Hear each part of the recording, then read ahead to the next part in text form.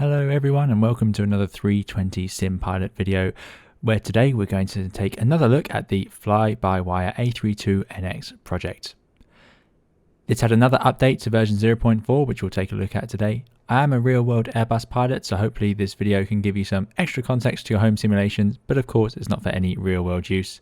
And we're going to take a look at what they have added in this latest update. First of all, can you guess where we are today?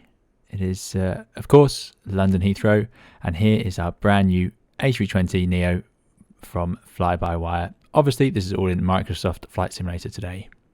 So, first of all, big obvious change is this fantastic livery that now comes included in the bundle. I think they've done a great job with it. Really smart, quite typical of airlines these days to have a sort of sweeping colour coming up from the below the nose and up onto the tail. It's it's really nice. They've chosen a really nice shade of, I like the greeny blue turquoisey sort of effect they've gone for.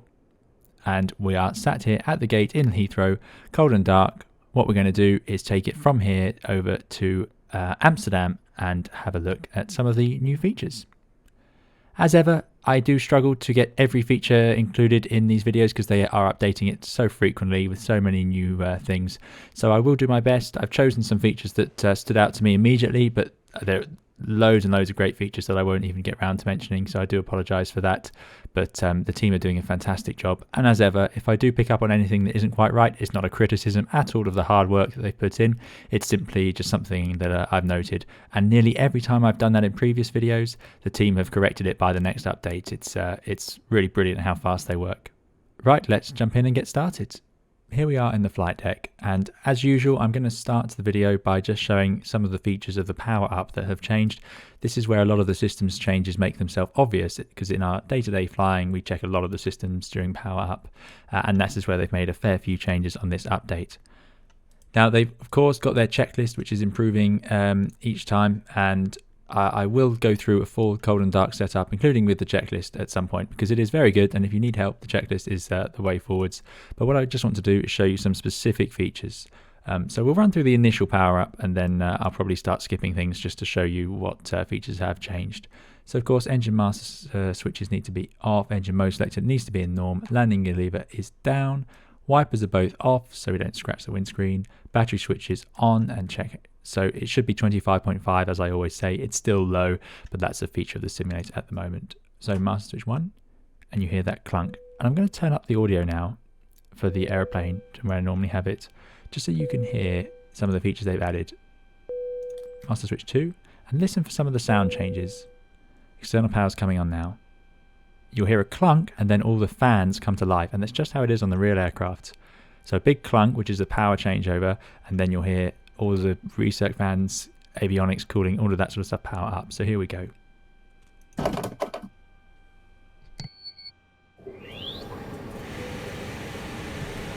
Brilliant, and it's just great audio. So they've added that audio in, very much like the real aircraft. That is, it's really good.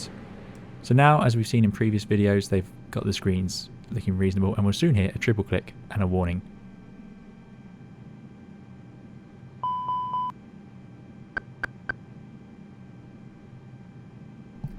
There it was, and that is the flight warning computers coming online. I talked about it in a previous video, and as you can see, it's already been added just a couple of short weeks later.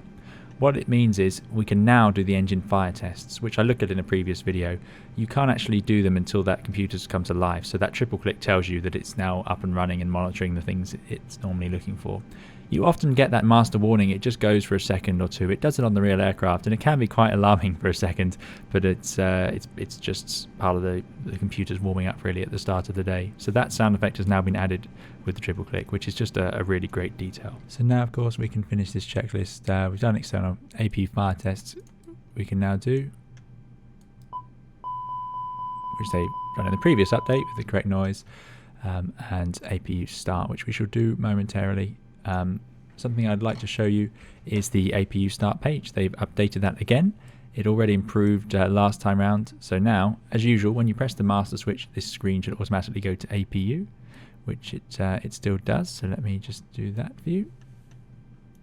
Master switch on, APU page appears. Wait 3 seconds for it to power itself a little bit, and then you can turn on the master switch, start switch, sorry. Now they've updated this page and the fonts look even better than before. They were previously slightly small perhaps, and now it's much better. So you've got to wait for that flap to open and then it will automatically start running its startup sequence. This was updated in a previous one. As you can see, the EGT warning line moves down with the exhaust gas temperature just to make sure it's not going to suddenly increase again on you. I feel like, but I don't know, I feel like this is slightly slower than in real life, but I would need to time the real one to see how it compares, but it's very good. The sequencing is really nice now. Now the APU is up and running, I'm just going to get rid of the checklist for now while we look at some of the things they've added into the flight deck. First of all, the overhead panel has had some improvements. Already these go into nav mode so that they can go into a line, which was a feature added recently. Crew supply on the oxygen works, so it's typically off. That's how the airplane is left. This is what enables the flight crew to have oxygen to their masks down on the side. I think I talked about this in the previous update video, but anyway, that can now go on. You've also got some more buttons at work here, such as the flight control computers. Obviously the lights are now all working, so we're going to set the strobes to auto. We'll have the nav lights on, seatbelt signs on with the ding, and emergency lights were off to start with, so we set those to arm, and that way they'll come on if there's a loss of power. Another great thing they've changed is to do with the air conditioning panel, and I want to show you the bleed page on the ECAM first. So this has been updated again. You can see now that these lines are all cross-lined because the engines are off. So this is high pressure and intermediate pressure valves coming off the engine, which I'll talk about a bit later on in the video to explain what they do. The APU blade is cross-lined because it's not in use. These days we wait a few minutes for the APU to warm up before we turn on the bleed. Now it's on, and then we get the cross line and it's feeding into the packs. The packs still don't work. These are the air conditioning packs, but I'm sure it's coming soon. But they have added the lines all working in the correct order now, which is getting better and better, and we'll see more improvements once we have the engines running for that. What they also changed, the condition panel isn't there yet, but what they've changed here is these. I did say in a previous video that these were only clicking to each line, which is wrong. They're actually sort of dials. You can turn them continuously, and they've now updated it so that they do turn continuously, which just shows you the level of detail going into this mod. Really nice addition to see that. Even the pack flow rate is here. This switch we don't tend to use too much at the moment with what's going on in the world, but normally in normal operations, if you had a low number of passengers, you could set it to low, and that would slightly reduce the airflow, which would reduce the fuel burn of taking air out of the engines and pumping it into the cabin, because that's how you get your air in these airplanes. But these days it's typically left at norm anyway. High is very rarely used, as it was before. Now they've also added fuel pump noise, so lots of sounds have been added. I'll turn those on and let's jump outside and see what we can hear. We're now underneath the fuselage, and you should be able to hear that sort of whining noise, and that's the electrical fuel pumps. You can hear them here. They're actually visible, the little panels that they're behind when you do your walk around, and they do make a noise. So when you're doing your walk around outside, you will be able to hear those pumps running or not running. For long turnarounds we turn them off, but they do have an advantage in that if you have lots of cold fuel left in your tanks and then you top up with warm fuel, so let's say you've flown for 3 hours and the fuel is now pretty cold in the tanks and you're getting sort of frost forming on the bottom of the tanks. If you then top up with warm fuel, like you've landed and the fuel is going in at say 15 degrees and the fuel in your fuel tanks is maybe -5 degrees, then by turning on the fuel pumps it helps mix it up, and it does warm up. So sometimes we do turn them on for the turnaround to help that situation. So you can just about hear it outside. So they've added that sound effect of the electric fuel pumps, which is another great detail. We have to wait for the IRS to align before we can get going, but some other features. The ISI, Integrated Standby Instrument, has had improvements, so now the brightness switch on it works, as it does on lots of these other panels. I'll talk about some of these in flight as well. The flight we're going to fly today, you can see we have our route. We're taking off from EGL 09 right, Detling 1 Juliet departure. Not sure what those waypoints are, but they end up at Detling, and then our flight plan over to Redfer 1 Alpha, arrival into via Sugel into Amsterdam, ILS 18 right. We're going to go at cost index 15, cruising at flight level 1. It'll be odds going that way, 170. And now there is an IRS init page. Now This page on older aircraft was quite important. It is, I suppose, still important, but you'd have to actually say align on ref. Now it would know the reference based on what you told it, so it would be fine, but these days on the newer Neos, when you have GPS position available, it will simply align itself on that position, so there's no problems there. So I won't actually do anything here because it will align on the GPS position on its own. What aligning here means is the aircraft needs to know where it's starting from. So GPS can tell you where you are as you fly around all the time. It's a way to, the signal is sent from satellites and your receiver will then calculate where you are on the planet. So it's constantly updating and it's very, very accurate. But aircraft also have inertial reference system, IRS. And what this does is it allows the aircraft to, as long as it knows where it started, it senses all the acceleration and the changes, and it can then calculate where it is. It's not as accurate as GPS, but it is very long time in use, and it's used for all sorts of things, but it's an incredibly clever system. But you've got to tell it where you start off. It needs to know where it starts. So we can't push back until it has aligned, because if you move whilst it's aligning, you'll actually disrupt the alignment and then it won't know where it is, or it could topple, or all sorts of things. So that's why we have IRS in align, and that's why these screens aren't working yet, because the navigation system isn't online properly. So you can't go anywhere until that's done, and you certainly can't move the aeroplane at all, even push back. As we saw in previous videos, I've done my init page and I've shown you how to set up with my diffs RIP mnemonic. Well, it's not mine actually, but it's something that a lot of Airbus pilots will use. I certainly cannot take credit for it, but one thing it does have is performance at the end. So we're going to do a flap 1 takeoff. Flexible temperature, 20 degrees is too low. There's no flex temperature that low. So we're going to go for 50 today. The engine out, thrust reduction, acceleration altitudes are 1500 feet above sea level, above the airfield, which is now updated thanks to this mod, which is a great feature. And you must remember to then reselect each number to get the updated speed. So click next to it, you get the new one in the bottom, and then reselect it. And these are actually calculated better than the default ones are otherwise. Right, I think we're pretty much ready for our pushback now. We can see the IRSs have aligned, and we have them up here. So what we're going to do now is turn on the flight directors. So I'm going to do flight director on both sides, because I want climb nav blue 1 FT2. This shows me that the correct modes are armed, 1 flight director and 2 flight director are online. And correctly now, the bars do not appear on the PFD. They have done in previous versions, and now they've updated that so it doesn't. So not only is the PFD reworked, they've now sorted out the flight directors. So it just keeps getting better and better. I'm going to press constraint because that's most common for takeoff for pilot flying. And we are ready to get pushed back. So let's see if we can manage this time. It's a common feature of my videos where I don't manage that.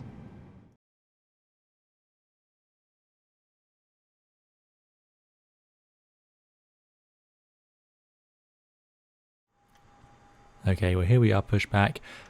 I don't know why it wouldn't let me. I tried this out earlier to make sure it all worked, and I managed to get pushed back, but for some reason from this stand or with Shift P it didn't work. Maybe I've been pressing the wrong thing, but still here we are. So now let's go through the engine start sequence, which has also been improved. So of course we would use the checklist normally before we do this, but we have our fuel pumps on. We've got the APU bleed, which is giving us pressure into the starter motor, and what I can do now is go down here and check slides have all armed correctly, which is great. Parking brake is set, so let's get the engine started. So we're going to take the mode select, put it to ignition. That brings up the engine page here, and now correctly we have the cross line and no ignition A or B showing yet, because that comes later. Let's start engine 2, which is typically how we would start if we're going to do both engines. Can I start the chrono yet? Yes, I can. Even better. So now we have a chrono timing.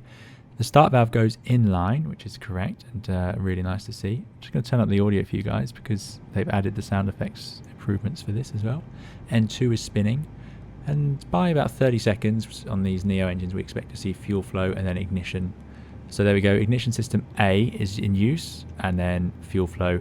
So as soon as we see fuel flow, we need pretty soon after to see the EGT increasing. If we don't see that increasing, we've got fuel going in, but no ignition, in which case there's just fuel sitting around, which is not what we want. And there we go, ignition system A. The Airbus will actually alternate between A and B between starts, and it will also use both systems if it senses a problem with the start. You can force it to use both systems by doing a manual engine start, but I'll talk about that in another video. So this is just the FADEC, but this is a greatly improved sequence. As you can see now, the start line works better at the start, and the ignition systems are shown more accurately. Really nice detail. And there we go, a stable engine start under a minute. That's pretty typical of a cold engine start in a Neo. Now this line should still go back to a cross because the valve should be shut now. So that's something that's just some minor details left over, but it's so much improved. I love having the chrono now. This is really great to see. And same on the other side. So it's inline, which is pushing air through the N2, which is the second fan. N1 is that big front fan that you can see, hence the name turbofan, which is the style of engine on this aircraft. That's slowly increasing. Now we get fuel flow and ignition, and we should soon see the EGT rise. There it goes, which is great news for us. And this one's using ignition system B. Very self-maintaining. The FADEC system is very capable on the Airbus. It's really great. It's just something we need to monitor. And sometimes you can start to get a sense of a start that hasn't quite worked, just by the timings that you get used to and so on. Hopefully you can hear that sound effect as it spools up. Very nice.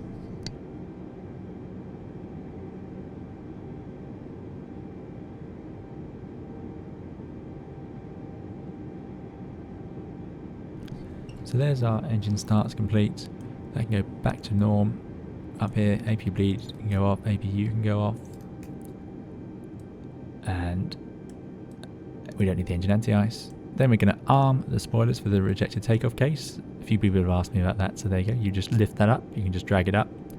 Set the rudder trim to 0. It's usually pretty close, but we just reset it. And flaps to 1.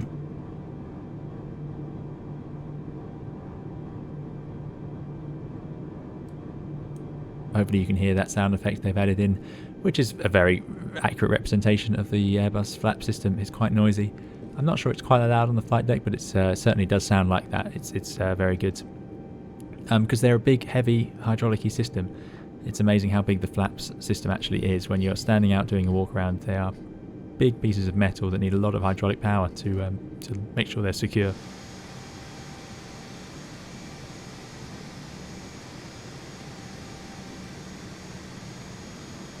Now something that would normally happen later on, so once you've started taxiing, but I just want to show you while we're still here before we go. The bleed page, as I said, has been updated and upgraded in many ways, and now you can actually see the bleed valves on the engines are feeding it. So the APU, which was here, is gone, and the cross valve, cross bleed, is shut, and now we even have pack temperatures, so it's really improving, and this is pretty accurate. So the air comes out of the engines very hot because it's coming out of the compressor stage, so it's been squeezed, which heats it up, but it hasn't yet been ignited.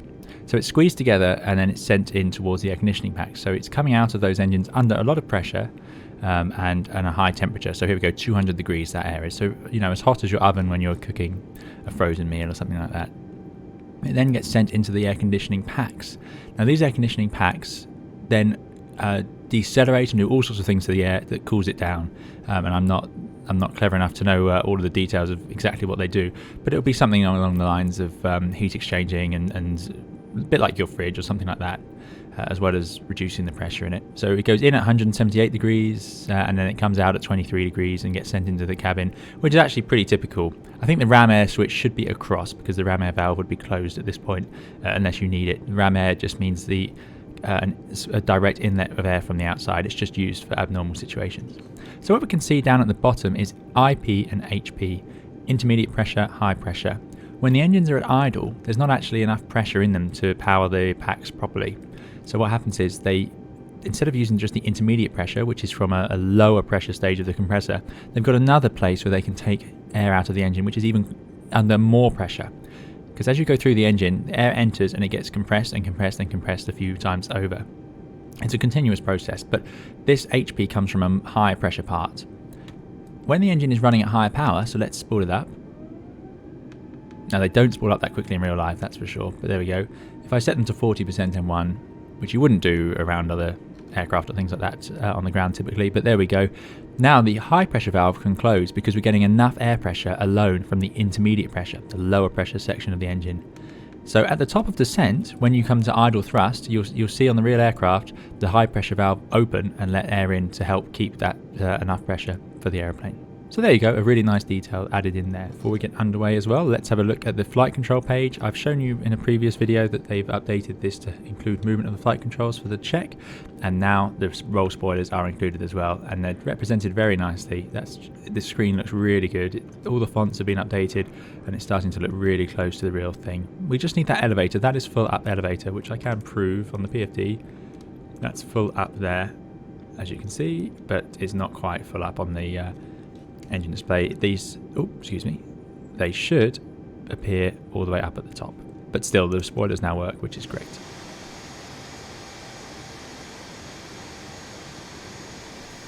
At the holding point now, and what I'd like to do is show you the other details they've added. So let's put it into more wintry conditions. I'm going to have actual snow. There we go, and temperature outside -20, still 1013. So in the previous version of the sim, you would often see the pitos ice up, even if the engines were running. In the real aircraft, as I've said before in my icing video, which I will provide a link to, the icing system, the anti-ice system, which heats up the probes, was automatically on when the engines are running, and you only need to use it for very few situations. Now, this wasn't the case in Flight Simulator. You'd often get 0 airspeed on takeoff. What we will do is we'll have engine anti-ice on, and of course we would have been de-iced in real life. So let's go and take off, and hopefully we will not see any speed reductions to 0, which was a bit of a glitch that it had. So let's get ourselves airborne.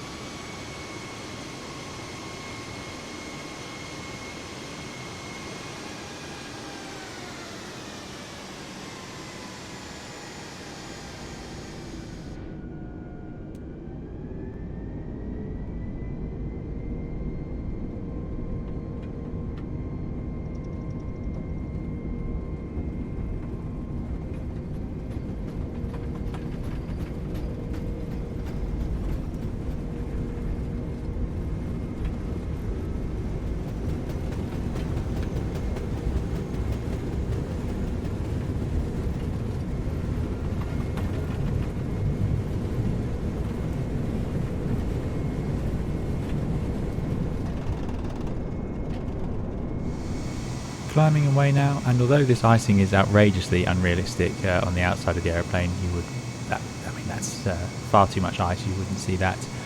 As I said in my icing video, it builds up actually on the wings, not on all these other surfaces, because it hits the leading edge typically on takeoff. If I jump to the flight deck, fortunately we can see that the aircraft's speed is still working. So that has now been updated. The pitot anti-ice is on all the time, which is great as long as the engines are running, which is much more realistic. I put on the wing anti-ice as well. That's what you would do in real life if you had a situation like that. While we're in this situation, what I want to show you is we're now climbing up to our flight level, we're clean, the gear is up. We would then disarm the spoilers and flaps are at 0. What I would like to show you is the navigation display. They've finally made it so that the brightness is correct, which is a great addition. So what I mean by that is, in the real aircraft you have two little dials here. The middle one, which is closer to the pilots, that one adjusts the brightness of the whole screen, and you can turn it off and on like that. Obviously you wouldn't want to do that in real life all the way off, but there you go. There's actually a little click on the real one, so you can't accidentally do that. You have to force it over the click. Once that screen is on, what I can show you is that now you can adjust the background information. So if you put a little dial, and it has this little no entry sign on it, but it does still work, then you can scroll and you can actually lower the brightness of the weather radar returns. Now that is something that we do use a lot in real life, because on these modern screens they're quite bright. So if you have the background at full brightness, but then you accidentally have, background at full brightness, and that's set like that, it can be quite hard to see all of your lines, especially if there's lots of terrain around and things like that. If I go to terrain, you might see something similar. Although there isn't too much terrain out there, but it's just a nice detail, because that is something we would use in real life. You'd probably dim that slightly, and then your green line appears much more obviously to you. So yeah, it's great that those can now be controlled independently. Just another level of detail.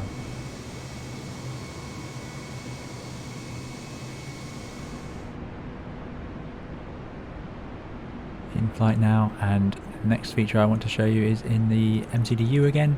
If I go to data, closest airports, we now see a list of the nearest airports, which is another great feature they've added in, and it gives you a distance, a time you're expected to arrive, and a bearing.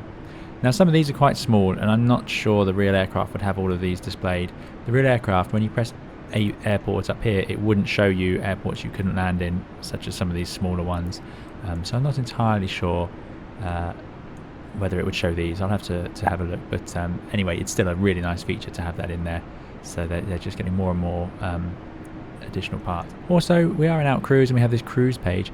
I'm not sure this was here before. I don't remember the last time I saw it. So this is now really spot on. This is what it looks like in real life. This is what you'll see for most of the flight. Previously on the MCDU, you could go to flight plan and scroll through your waypoints, which we can do here, but it typically ran out. So it would have such waypoints as, I don't know, let's put in the arrival ILS18 right, yeah. So it would have the waypoints correctly, but you couldn't go direct to any of the final approach waypoints.